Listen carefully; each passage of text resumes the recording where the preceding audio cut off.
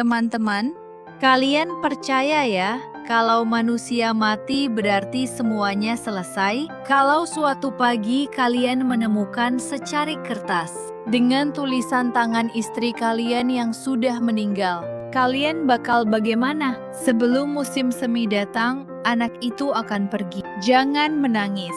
Dan yang lebih mengejutkan, anak itu benar-benar muncul di hadapanku keesokan harinya.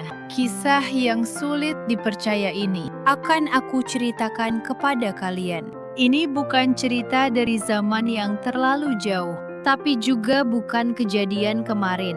Ini adalah kisah pada suatu musim gugur. Di ujung sebuah desa yang tenang, di kaki gunung, ada sebuah rumah.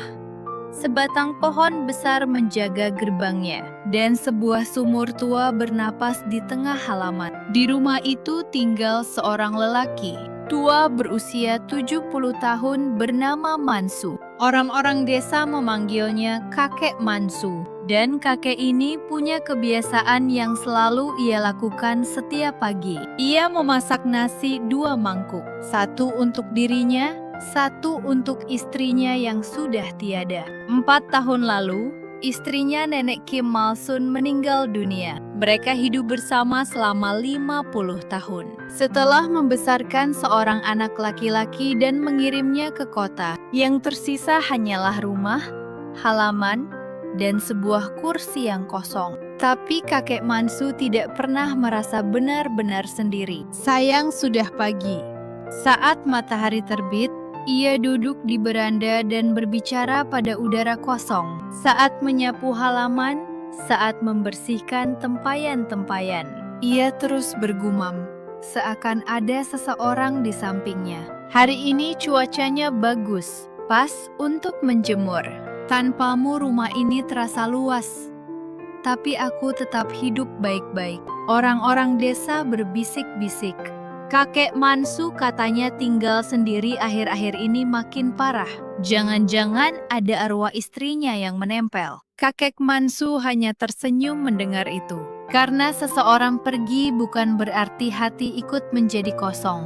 Tapi, pada suatu pagi di musim gugur, saat dedaunan mencapai puncak keindahannya, seperti biasa ia hendak meletakkan semangkuk nasi di tempat istrinya. Namun di samping mangkuk itu, ada sesuatu yang seharusnya tidak ada. Selembar kertas kecil. Entah siapa yang meletakkannya, atau angin malam yang membawanya. Tak ada yang tahu. Tapi tulisannya sangat jelas. Mansu, sebelum musim semi datang, anak itu akan pergi. Jadi, jangan menangis. Tangan kakek itu gemetar. Ini tulisan Malsun, tulisan yang dulu dipakai istrinya untuk menandai tutup tempayan. Kecap, pasta kedelai, pasta cabai. Tulisannya sama persis. Sejak hari itu, Mansu sulit tidur. Setiap malam ia merasa gerbang berderit seakan terbuka sendiri. Dan air sumur terasa semakin dingin. Dan firasat itu menjadi nyata keesokan harinya. Sore itu, kakek Mansu sedang menjemur cabai di halaman. Mataharinya bagus, sepertinya akan kering hari itu juga. Kalau ini kering, nanti aku tumbuk jadi bubuk cabai buat Kim Jang. Kau dulu suka yang pedas kan? Sambil bergumam begitu dan membalik cabai, tiba-tiba terdengar suara dari luar gerbang. Permisi, ada orang di rumah? Kakek Mansu menoleh. Di depan gerbang berdiri seorang gadis muda, kira-kira 20 tahun. Wajahnya putih bersih, pakaiannya rapi, di tangan ada tas kecil. Anehnya meski jelas baru pertama kali melihatnya, rasanya tidak asing sama sekali. Siapa kamu? Saya maaf mengganggu. Bolehkah saya minta air minum? Saya kehausan karena berjalan jauh. Air? Iya. Di desa ini tidak ada toko. Maaf ya. Kakek Mansu menatap gadis itu sejenak, lalu mengangguk. Baiklah, masuklah. Air ada.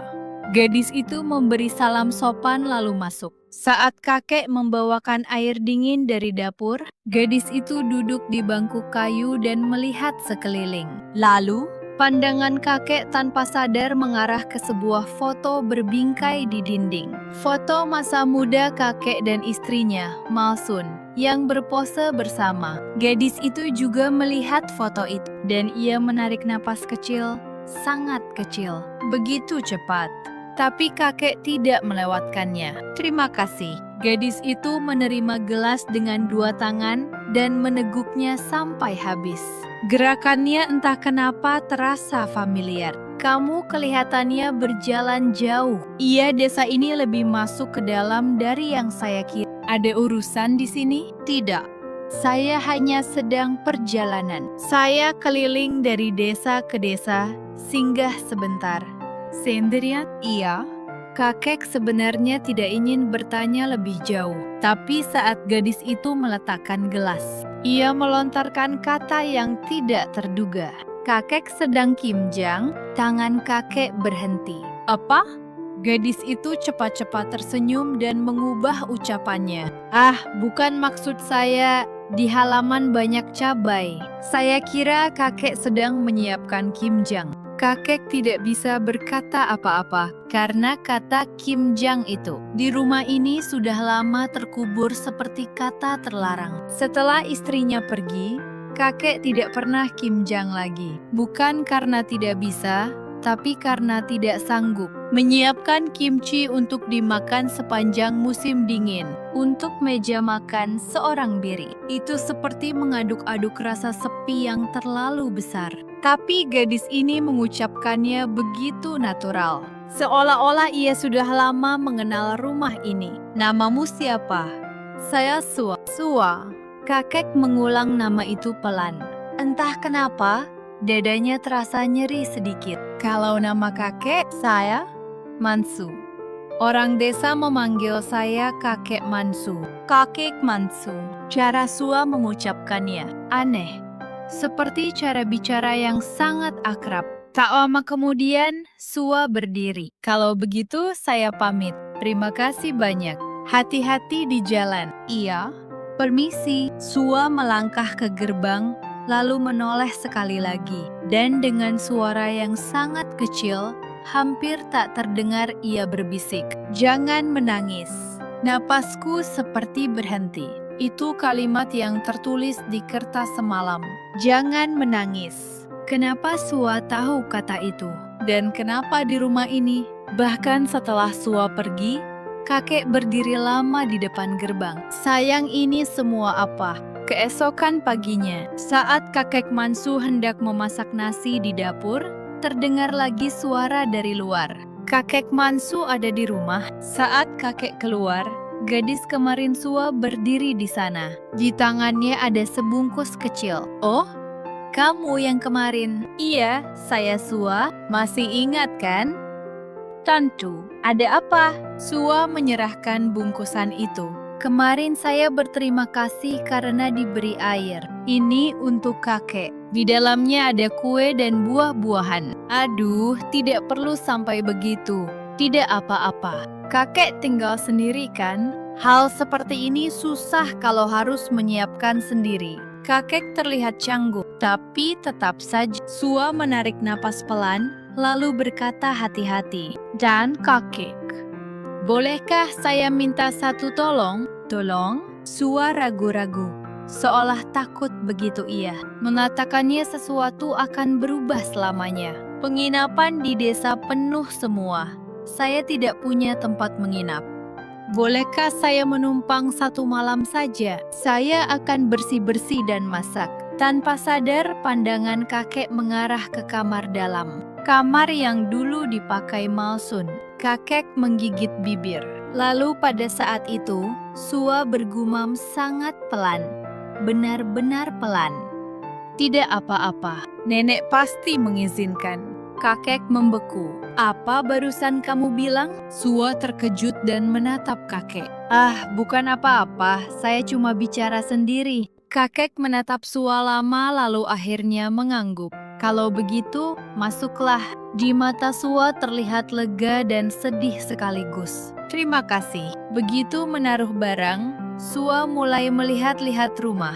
Kakek Mansu, boleh saya bersih-bersih sedikit? Tidak usah. Tidak apa-apa. Selama saya di sini, biar saya yang lakukan. Sua mengepel, menyapu halaman, bahkan membersihkan tempayan-tempayan. Kakek merasa canggung, tapi tidak menghentikannya. Kakek, mau makan siang apa? Saya apa saja. Kalau begitu, saya masak sup pasta kedelai. Saya tambahkan tahu juga. Untuk orang satu masak sampai begitu. Tidak apa-apa, saya juga makan. Sua masuk ke dapur dan memasak dengan cekatan. Sup pasta kedelai, kimchi, sayur-sayuran semuanya tersaji. Ini kakek, silakan. Kakek menerima nampan itu dan duduk termangu. Kenapa? Tidak cocok rasanya? Bukan itu. Kakek mengambil sen. Sudah lama sekali saya menerima meja makan seperti ini. Sua hanya tersenyum, tanpa bicara. Sua tidak hanya 1 malam, 2 hari, 3 hari, seminggu ia tetap tinggal. Dan rumah itu perlahan berubah. Jendela terbuka lebar, jemuran berkibar di halaman, dan dari dapur keluar aroma hangat. Kakek, hari ini kita ke pasar. Pasar? Mau beli apa? Kita harus siap-siap kimjang sebelum musim dingin. Untuk orang satu, kimjang. Bukan orang satu. Saya ada kan? Kita makan bersama. Sua menggandeng lengan kakek dan mereka pergi ke pasar. 10 kepala sawi putih cukup. Sebanyak itu, kita makan sepanjang musim dingin. Sua membeli sawi, lobak, makanan asin, macam-macam. Kakek hanya mengikuti dan membuka dompet. Kamu rajin sekali. Waktu kecil saya lihat nenek saya kimjang. Dari situ saya belajar. Nenek? Iya. Nenek saya juga jago sekali kimjang. Kakek mengangguk. Istriku juga jago di musim dingin. 1. Gigitan kimchi itu rasanya bahagia sekali. Sua menatap kakek sambil tersenyum. Kalau begitu, tahun ini saya akan membuatnya sambil mengingat nenek, kakek. Suatu hari, Sua menunjuk foto berbingkai di dinding. Foto masa muda kakek Mansu dan istrinya. Ini nenek. Iya, itu istriku. Wah, cantik sekali. Kakek juga tampak. Itu dulu. Sekarang beliau di mana? Sudah pergi. 4 tahun lalu. Sua menunduk pelan. Makanya kakek tinggal sendiri. Saya tidak merasa sendiri. Rasanya dia masih ada di sini. Kakek menatap foto itu. Kalau pagi, rasanya dari dapur akan terdengar suara. Kalau malam, rasanya ada yang memanggil. Makan dulu. Jadi tanpa sadar, saya bicara sendiri. Sua berdiri lama tanpa berkata-kata. Lalu pelan ia berkata, "Nenek pasti sedang melihat." Beberapa hari kemudian, akhirnya hari kimjang tiba. Sua bangun sejak subuh, mencuci sawi dan menyiapkan bumbu. Kakek membantu memotong lobak dan merapikan daun bawang. "Kakek, bubuk cabainya ditambah." Kakek tanpa sadar berkata dengan nada seperti biasanya. "Istriku suka pedas, jadi banyakin." Hah? Kakek tersentak. Maksudku, kamu kelihatannya suka pedas." Sua tersenyum kecil. "Saya tidak terlalu kuat pedas. Kalau begitu, secukupnya saja." Wajah kakek memerah. Sua mengaduk kimchi dengan penuh ketelitian. Kakek melihatnya dan bergumam, "Gerakan tanganmu seperti Malsun." Hah? Tidak apa-apa. 2 bulan sejak Sua tinggal di sana, turunlah salju pertama. "Kakek, salju!" Sua berseru melihat keluar jendela. "Ya, salju pertama tahun ini. Ayo keluar." "Dingin." "Buat apa? Ini salju pertama. Harus keluar." Sua menarik tangan kakek dan mengajaknya ke halaman. Butir-butir salju turun pelan. "Indah." Sua menatap langit. "Iya, indah." Kakek juga menatap langit. Malsun juga suka salju pertama. Setiap turun salju pertama, dia selalu mengajakku keluar. Sua menatap kakek. Sekarang kakek tidak sendiri. Saya ada. Kakek mengembuskan napas pelan. "Iya, begitu ya." Pada suatu malam musim dingin yang dingin, kakek Mansu tidak bisa tidur dan keluar ke beranda. Bulan terang, halaman bersalju berkilau seperti perak. Sua juga keluar dari kamar. Kakek, belum tidur. Ia tidak bisa tidur. Kamu? Saya juga. Mereka duduk berdampingan. Lama mereka diam, sampai akhirnya Sua membuka mulut pelan. Kakek. Saya sebenarnya. Sua ragu sebentar lalu melanjutkan. Saya bermimpi tentang nenek. Apa? Sejak sebelum saya datang ke sini, nenek terus muncul di mimpi saya. Kakek merasa napasnya tercekat. Di mimpi, nenek berkata pada saya, "Tolong jaga Mansu. Jangan biarkan dia sendirian." You can see, no? Awalnya saya pikir itu cuma mimpi. Tapi karena terus berulang, saya jadi takut. Dan entah bagaimana, saya sampai datang ke desa ini. Kakek bertanya dengan suara gemetar. Itu benar? Iya. Tolong percaya. Mata Sua berkaca-kaca, dan nenek menggenggam tangan saya dan berkata, "Terima kasih. Sekarang sudah tidak apa-apa." Air mata kakek jatuh. Malsun. Iya nenek. Cahaya bulan saja yang diam-diam menerangi mereka. Sejak hari itu, kakek Mansu perlahan berubah. Ia masih bercerita tentang istrinya, tapi tidak lagi seperti dulu, tidak lagi terikat. Sayang, hari ini cuacanya bagus. Ia mengatakan itu tanpa menunggu jawaban. Mungkin karena Sua. Suatu hari kakek berkata, "Awalnya saya tidak bisa menerima kalau dia sudah pergi. Makanya saya terus merasa dia ada di samping saya. Tapi sekarang saya rasa saya bisa melepas sedikit." Sua mendengarkan dengan tenang. "Bolehkah begitu?" "Boleh. Toh dia ada di sini." Kakek menunjuk dadanya. "Di sini, di hati." Itu sudah cukup. Sua menyeka air matanya. Nenek pasti senang. Iya pasti. Salju mulai mencair. Tanah mulai terlihat. Suatu pagi, Sua mengemas barang. Kakek melihatnya. "Kamu pergi?" "Iya." Kakek mengangguk. "Saya sudah menduga." "Maaf kakek." "Tidak perlu minta maaf. Hanya karena kamu ada di sini, saya sudah sangat berterima kasih." Sua menahan tangis dan berdiri di depan kakek. "Kakek, apakah kakek akan baik-baik saja?" "Tentu. Sekarang saya bisa hidup sendiri." Kakek menggenggam tangan Sua. "Terima kasih. Dan sampaikan pada Malsun terima kasih. Katakan padanya saya akan hidup dengan baik." Sua mengangguk. "Iya. Pasti saya sampaikan." Pagi ketika Sua meninggalkan gerbang, kakek duduk di bangku kayu, menatap punggungnya. Sua berhenti di luar gerbang dan menoleh sekali lagi. "Kakek, jaga kesehatan. Kamu juga hidup bahagia." Sua tersenyum terang. Lalu ia berjalan perlahan menuruni jalan. Kakek duduk sampai sosok itu tak terlihat lagi, dan ia bergumam, "Sayang, terima kasih. Terima kasih sekali." Angin bertiup. Dahan pohon besar bergoyang. Dan kakek Mansu memejamkan mata. Sekarang ia baik-baik saja. Sekarang ia bisa melepas. Malam itu, kakek tidur nyenyak untuk pertama kalinya setelah sekian lama. Di dalam mimpi, istrinya tersenyum. Dan di sampingnya, Sua juga berdiri. Mereka bergandengan tangan. Musim semi datang. Di halaman rumah di atas bukit, bunga-bunga kuning bermekaran. Kakek Mansu duduk di beranda, minum teh. Ia tidak lagi meletakkan semangkuk nasi di kursi kosong.